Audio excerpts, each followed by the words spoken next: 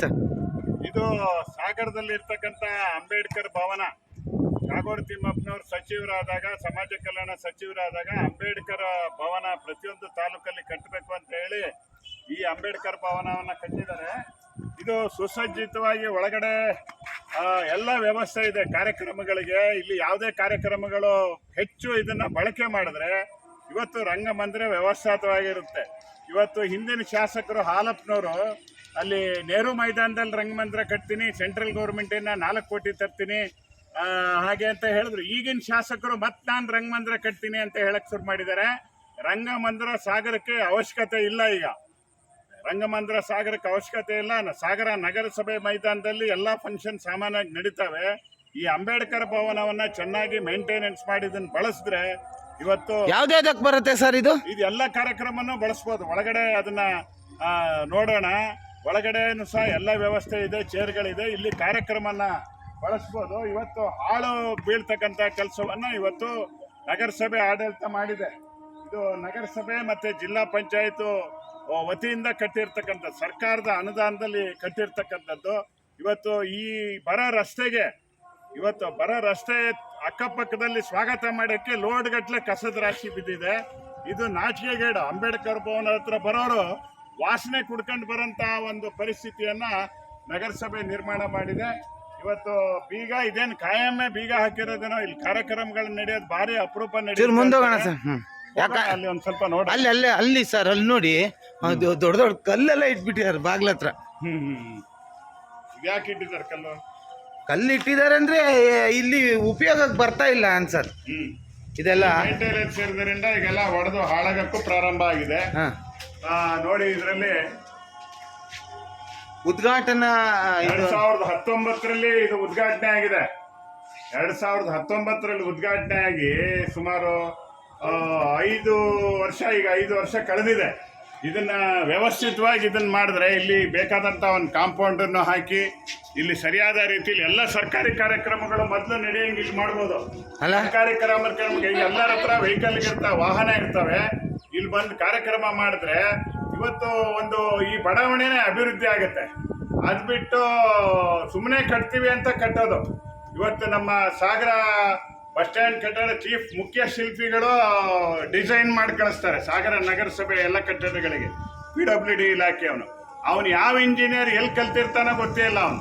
ಆ ಮುಖ್ಯ ಶಿಲ್ಪಿ ಅನ್ನೋನು, ಚೀಫ್ ಆರ್ಕಿಟೆಕ್ಟ್ ಅನ್ನೋನು, ಅವನಿಗೆ ಕನಿಷ್ಠ ತಂತ್ರಜ್ಞಾನದ್ದು ಅವನಿಗೆ ಯಾವುದೇ ರೀತಿ ಸರಿಯಾದ ಎಬಿಲಿಟಿ, ಅವನಿಗೆ ಸಾಮರ್ಥ್ಯ ಇರೋದಿಲ್ಲ. ಆ ಥರ ಡಿಸೈನ್ಗಳನ್ನು ಮಾಡ್ತಾರೆ.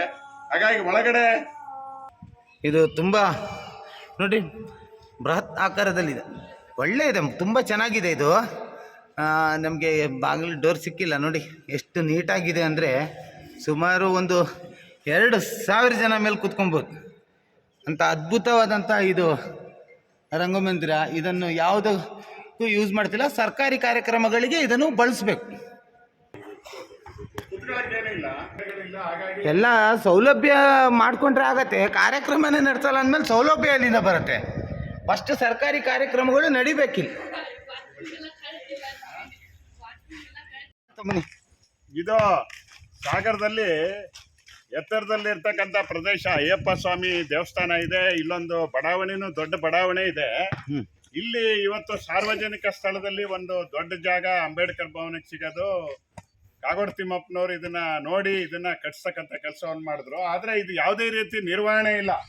ಇಲ್ಲಿ ನೋಡಿ, ಎಲ್ಲ ರಾಶಿಗಳು ಬಿದ್ದಿದೆ, ಪೈಪ್ ಹೊಡೆದಿರೋ ರಾಶಿಗಳು ಬಿದ್ದಿದೆ. ಇನ್ನೂ ಅಲ್ಲಿ ಸಂಪರ್ಕ ಪೈಪ್ ಎಲ್ಲ ಏನೋ ಓಪನ್ ಆದಂಗೆ ಕಾಣ್ತದೆ, ಇಲ್ಲಿ ಓಪನ್ ಆದಂಗೆ ಕಾಣುತ್ತೆ. ಅದಕ್ಕೋಸ್ಕರ ಇದನ್ನ ಒಂದು ಬೇಲಿ ಅಥವಾ ಕಾಂಪೌಂಡನ್ನು ಸುರಕ್ಷಿತವಾಗಿ ಹಾಕಿ ಸರ್ಕಾರಿ ಕಾರ್ಯಕ್ರಮಗಳು, ನಾಡ ಹಬ್ಬದ ಕಾರ್ಯಕ್ರಮಗಳು, ಎಲ್ಲ ಸಾಂಸ್ಕೃತಿಕ ಕಾರ್ಯಕ್ರಮಗಳು ಇಲ್ಲೇ ನಡೆಯಂಗೆ ಮಾಡಿದ್ರೆ, ನೆಹರು ಮೈದಾನದಲ್ಲಿ ಕಟ್ತೀವಿ ಅಂತ ಭೂಪರು ಹಿಂದಿನ ಮಾಜಿ ಶಾಸಕರು ಹೇಳಿ ಮನೆಗೆ ಹೋದ್ರಲ್ಲ, ಹಂಗೆ ಈಗಿನ ಶಾಸಕರು ಅದನ್ನು ಹೇಳ್ಕೊತ ಕೂರಬಾರ್ದು.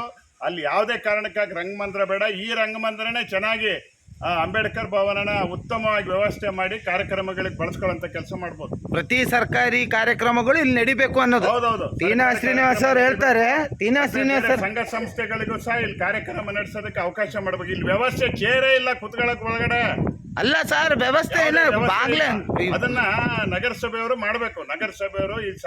ನಗರಸಭೆಯವರೇ ಇದನ್ನ ಹ್ಯಾಂಡ್ ಓವರ್ ಮಾಡ್ಕೊಂಡಿರೋದ್ರಿಂದ ಅವರೇ ಕೆಲಸ ಮಾಡ್ಬೇಕು. ಖಂಡಿತ ಎಲ್ಲ ಖಂಡಿತ ವ್ಯವಸ್ಥೆ ಮಾಡ್ಕೊ ಸರ್ಕಾರಿ ಗೆಜೆಟ್ ಇದು ಮಾಡ್ಬೇಕು ಸರ್, ಅಂದ್ರೆ ಬಿಡುಗಡೆ ಮಾಡ್ಬೇಕು. ನೀವು ಸರ್ಕಾರಿ ಕಾರ್ಯಕ್ರಮಗಳನ್ನು ಅಥವಾ ಪ್ರೈವೇಟ್ ಕಾರ್ಯಕ್ರಮ ಇಂಥಲ್ಲಿ ಮಾಡಿ ಅಂತ ಸುತ್ತೋಲೆ ಹೊರಡಿಸ್ಬೇಕು ಖಂಡಿತ. ಎಲ್ಲ ಇಲಾಖೆಯವರಿಗೆ ನಗರಸಭೆ ಅಧಿಕಾರಿಗಳಿಗೆ ಇಚ್ಛಾಶಕ್ತಿಯ ಕೊರತೆ ಇದೆ. ಅವ್ರು ಯಾವ್ದು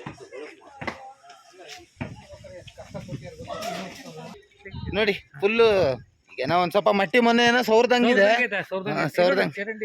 ಚರಂಡಿನೂ ಇಲ್ಲ. ಇಲ್ಲ ಚರಂಡಿ ಪೈಪ್ ಅಲ್ಲಿ ಹರಿದು ಬರ್ತಾ ಇದೆ ನೀರು ಚರಂಡಿ. ಇಲ್ಲಿ ನೋಡ್ರಿ ಅಲ್ಲಿ ಇಲ್ಲೆಲ್ಲ ಇತ್ತು. ಎಲ್ಲ ಅಧೋಗತಿಗೆ ಬಂದಿದೆ. ಹಿಂಗೆ ಬಿಟ್ಬಿಟ್ರೆ ಇದು ಬಿದ್ದೋಗ್ಬಿಡತ್ತೆ. ಅದು ಬಿದ್ದೋಗ್ತದೆ. ಕಾಂಪೌಂಡ್ ಮಾಡಿ ಸುತ್ತಲೂ ಕಾಂಪೌಂಡ್ ಮಾಡು. ಅಂಬೇಡ್ಕರ್ ಭವನಕ್ಕೆ ಬರೋರಿಗೆ ಸ್ವಾಗತ ಅಂತ ಹೇಳಿ ಕಸದ ರಾಶಿಯನ್ನ ನಗರಸಭೆಯವರು ಹಾಕ್ಲಿಕ್ಕೆ ಎಲ್ಲ ವ್ಯವಸ್ಥೆ ಮಾಡಿಕೊಟ್ಟು ಒಂದು CC ಕ್ಯಾಮ್ರಾ ಇದೆ ಅಂತ ಹೇಳಿ ಅಲ್ಲಿ ಬೋರ್ಡ್ ಹಾಕಿದ್ದಾರೆ. ಇಲ್ಲಿ CC ಕ್ಯಾಮ್ರಾ ಎಲ್ಲ ಹಾರೋಗಿದೆ. ಬನ್ನಿ ಸರ್ ನೋಡೋಣ CC ಕ್ಯಾಮ್ರಾ ಹೆಂಗಿದೆ ನೋಡೋಣ.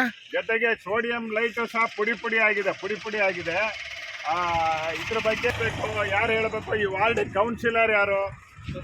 ಅವ್ರು ನಾಪತ್ತೆ ಆಗಿದಾರ, ಎಲ್ಲಿದಾರ ಅವ್ರ? ಎಷ್ಟನೇ ವಾರ್ಡ್ರಿ ಇದು? ವಾರ್ಡಿನ ಕೌನ್ಸಿಲರ್ ನೋಡಲ್ಲ, ಮುನ್ಸಿಪಾಲ್ಟಿ ಸಂಬಂಧಪಟ್ಟ ಆಯುಕ್ತರು ನೋಡೋದಿಲ್ಲ, ಪರಿಸರ ಇಂಜಿನಿಯರು ನೋಡಲ್ಲ. ಎಲ್ಲ ಇದನ್ನ ಹಾಳುಗೆಡುವುದಕ್ಕೆ ಅವರೇ ಕಾರಣ, ಈ ಅವ್ಯವಸ್ಥೆಗೆ. ಇದು ನೋಡಿ, ಸೋಡಿಯಂ ಲೈಟು ಎಲ್ಲ ಮುರಿದು ಬಿದ್ದೋಗಿದೆ. CC ಕ್ಯಾಮ್ರಾನು ನಾಪತ್ತೆ ಆಗಿದೆ. ನಗರಸಭೆಯವರು ಈ ಪ್ರದೇಶದಿಂದ ನಾಪತ್ತೆ ಆಗಿದ್ದಾರೆ. ಇದನ್ನೇನಾದ್ರು ಬೇರೆ ಅಧಿಸೂಚಿತ ಪ್ರದೇಶ ಅಂತ ಡಿಕ್ಲೇರ್ ಮಾಡಿರ್ಬೇಕು ನಗರಸಭೆಯವರು. ಈಗ ಶಾಸಕರು ಸಾಗರ ಹೊಸನಗರ ಕ್ಷೇತ್ರವನ್ನ ಮಾದರಿ ಕ್ಷೇತ್ರ ಮಾಡ್ತೀನಿ ಅಂತ ಹೇಳಿ 1.5 ವರ್ಷದಿಂದ ಅವರು ಜನರ ಎದುರಿಗೆ ಬಹಿರಂಗವಾಗಿ ಘೋಷಣೆ ಮಾಡಿದ್ರು. ಮಾದರಿ ಕ್ಷೇತ್ರ ಮಾಡೋರು ಈ ಥರದ ಅವ್ಯವಸ್ಥೆಯನ್ನು ಅವ್ರ ಗಮನಕ್ಕೆ, ಶಾಸಕರ ಗಮನಕ್ಕೆ ಬಂದಿದೆಯಾ? ಇಲ್ಲೆಲ್ಲ ಗಣಪತಿ ಕೆರೆ ವೀಕ್ಷಣೆ ಮಾಡಲಿಕ್ಕೆ ಇವತ್ತು ಬಂದಿದ್ರು ಅಂತ ಹೇಳ್ತಾರೆ. ಹಿಂದೆ ಶಾಸಕರಾಗ ಮೊದಲ ಹೇಳಿದ್ರು ಗಣಪತಿ ಕೆರೆ ಅಭಿವೃದ್ಧಿಯಲ್ಲಿ ಕೋಟ್ಯಾಂತರ ರೂಪಾಯಿ ಅವ್ಯವಹಾರ ಆಗಿದೆ, ತನಿಖೆ ಆಗಬೇಕು ಅಂತ ಪತ್ರಿಕೆಗೆ ಹೇಳಿಕೆಗಳನ್ನು ಕೊಟ್ಟಿದ್ರು. ಆದರೆ ಶಾಸಕರಾದ ಕೂಡ ಗಣಪತಿ ಕೆರೆಗೆ ಬಗ್ಗೆ ಏನು ಹೇಳ್ತೀರಿ ಅಂದರೆ, ನಾನು ಸ್ವಲ್ಪ ದಿನ ಅದ್ರ ಬಗ್ಗೆ ಏನು ಮಾತಾಡಲ್ಲ, ನಂತರ ಅದ್ರ ಬಗ್ಗೆ ಮಾತಾಡ್ತೀನಿ ಅಂದರು. 1.5 ವರ್ಷದ ನಂತರ ಗಣಪತಿ ಕೆರೆ ಬಗ್ಗೆ ಏನು ಹೇಳ್ತಾರೆ? ಈ ಅಂಬೇಡ್ಕರ್ ಭವನ ಹಾಳು ಬಿದ್ದಿರೋದು, ಇಲ್ಲಿ ಸ್ವಾಗತ ಮಾಡೋದಕ್ಕೆ ಕಸ ಮತ್ತು ರಾಶಿಗಳನ್ನು ಮಾಡಿ ಇವತ್ತು ಹಂದಿಗಳು, ನಾಯಿಗಳು, ದನಗಳಿಗೆ ಇವತ್ತು ಅಲ್ಲಿ ಸೇರ್ಕೊಂಡು ರಸ್ತೆಯಲ್ಲಿ ಬೈಕ್ಗಳು ಓಡಾಡೋರಿಗೂ ಸಹ ಆಗದೆ ಇರೋಂಥ ಪರಿಸ್ಥಿತಿ ಇವತ್ತು ಶಾಸಕರ ಗಮನಕ್ಕೆ ಬಂದಿದೆಯಾ? ಮಾದರಿ ಕ್ಷೇತ್ರ ಅಂದರೆ ಇದೇ ರೀತಿ ನಿಮ್ಮ ಕಾರ್ಯಕ್ರಮ ಪ್ರಾರಂಭ ಆಗುತ್ತಾ? ಇನ್ನು ಮುಂದೆ ಇದು ಜಾಸ್ತಿ ಆಗುತ್ತಾ ಹೋಗುತ್ತಾ ಅಥವಾ ಕಡಿಮೆ ಆಗುತ್ತಾ ಅನ್ನೋದು ಶಾಸಕರು ಹೇಳ್ಬೋದು. ಧನ್ಯವಾದಗಳು ಸರ್.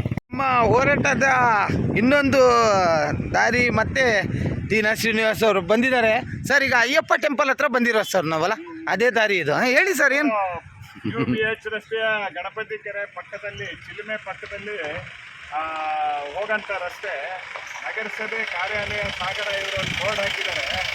ನೀವು CC ಕ್ಯಾಮರಾ ಕಣ್ಗಾವಲಿನಲ್ಲಿದ್ದೀರಿ, ಈ ಸ್ಥಳದಲ್ಲಿ ಕಸ ಹಾಕುವುದನ್ನು ನಿಷೇಧಿಸಿದೆ ಅಂತ ಹೇಳಿ ನಗರಸಭೆ ಕಾರ್ಯಾಲಯ ಬೋರ್ಡ್ ಹಾಕಿದ್ದಾರೆ. CC ಕ್ಯಾಮ್ರಾ ಕಾಣ್ತಾ ಇಲ್ಲ. CC ಕ್ಯಾಮ್ರಾನೂ ಇಲ್ಲ ನಗರಸಭೆದು.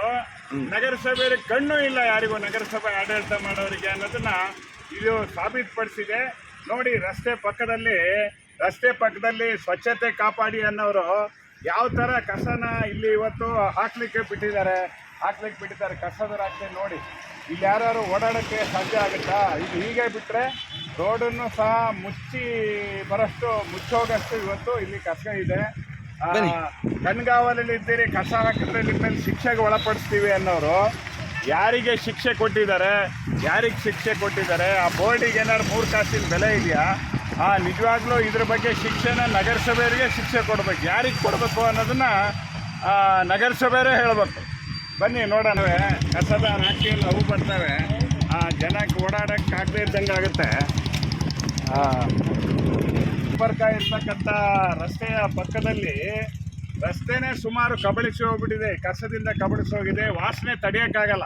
ಇದು ಅಯ್ಯಪ್ಪ ಸ್ವಾಮಿ ದೇವಸ್ಥಾನಕ್ಕೆ ಹೋಗೋ ರಸ್ತೆ, ಮತ್ತು ಇಲ್ಲಿ ಬಡಾವಣೆನೂ ಇದೆ, ಭೀಮನಕೋಣೆ ರಸ್ತೆ. ಇಲ್ಲಿ ಸಾವಿರಾರು ಜನ ಗಾಂಧಿನಗರದವರು ಈ ಭೀಮನಕೋಣೆ ರಸ್ತೆ ಇದು ಇದೆ ಸರ್, ಅಲ್ಲಿ ಶಾಶ್ವತ ನಗರ ಬಡಾವಣೆಗೆ ಹೋಗೋಂಥವ್ರು ಸಹ ಇಲ್ಲಿ ಓಡಾಡ್ತಕ್ಕಂಥದ್ದು, ವಾಹನ ತಿರುಗಾಡ್ತಕ್ಕಂಥದ್ದು, ಬೈಕಲ್ಲಿ ತಿರುಗಾಡೋಂಥದ್ದು ಸಾವಿರಾರು ಇದೆ. ಇಂಥ ಒಂದು ಏರಿಯಾದಲ್ಲಿ ಇವತ್ತು 3-4 ಬೋರ್ಡ್ ಹಾಕಿದ್ದಾರೆ, ಕಸ ಹಾಕಿದ್ರೆ ಶಿಕ್ಷೆ ಮಾಡ್ತೀವಿ ಅಂತ.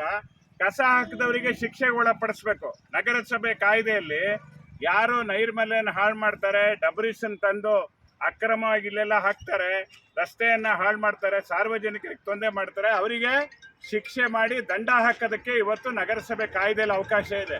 ಒಬ್ಬರಿಗೆ ಯಾರಿಗಾರ ಹಾಕಿದ್ರೆ ಅವಾಗ ಬೇರೆಯವರು ಹೆದರ್ತಾರೆ. ಇವತ್ತು ಯಾರು ಈ ಥರದ ಕೆಲಸ ಮಾಡ್ತಾರೆ ಅವ್ರಿಗೆ ಶಿಕ್ಷೆ ಪಡೋಂಥ ಕೆಲಸ ಮಾಡದೇ ಇದ್ದರೆ ಇನ್ನೂ ಇದೇ ರೀತಿಯ ಒಂದು ದೃಶ್ಯ ನಮ್ಮ ಸಾಗರ ಪಟ್ಟಣದಲ್ಲಿ ಸುಮಾರು 100 ಕಡೆ ಇದೇ ದೃಶ್ಯ ಇವತ್ತು ಕಂಡುಬರುತ್ತೆ. ಇದು ನಗರಸಭೆಯ ಹೊಣೆಗೇಡಿತನಕ್ಕೆ ಒಂದು ದೊಡ್ಡ ಉದಾಹರಣೆ, ಅದಕ್ಷತೆಗೆ ಒಂದು ದೊಡ್ಡ ಉದಾಹರಣೆ.